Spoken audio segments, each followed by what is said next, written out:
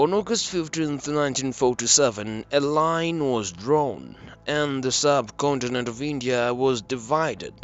Millions were displaced, families were torn apart, and an ancient civilization was split into two nations which are now presently known as India and Pakistan. But why did this happen? How did British India, one of the largest colonies in the world, come to such a tragic and controversial end? India, a land with vast cultural diversity, had Hindus, Muslims, Sikhs, and other communities living side by side for centuries. Yet, under British rule, the differences would become increasingly politicized. The British first arrived as traders in the 1600s, but by the mid-19th century, which is the 1800s, they had established direct control over large parts of India. The British policy of divide and rule further deepened religious and social divides. The British exploited these differences to maintain their control over such a vast and diverse land. Communal identities, especially between Hindus and Muslims, began to harden.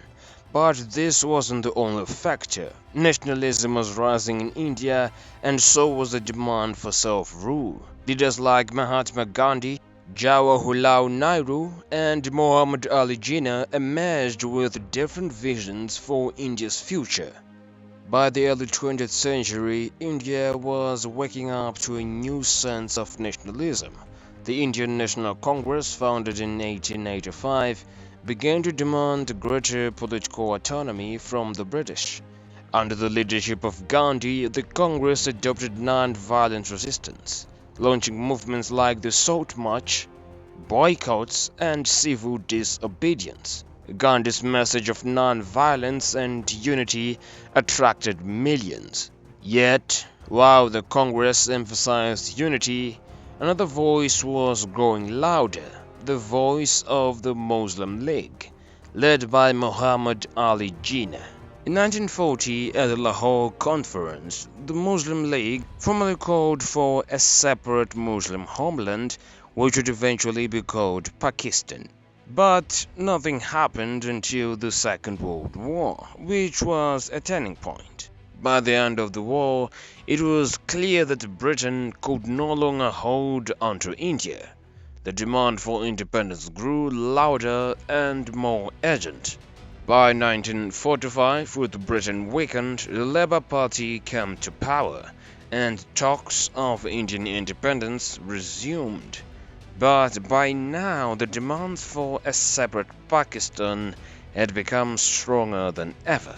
Despite efforts to find a unified solution, deep mistrust had developed between the Congress and the Muslim League. Jinnah was adamant about the creation of Pakistan, while Nehru and Gandhi still hoped for a united India. The British, under pressure to leave quickly, set a rushed timeline.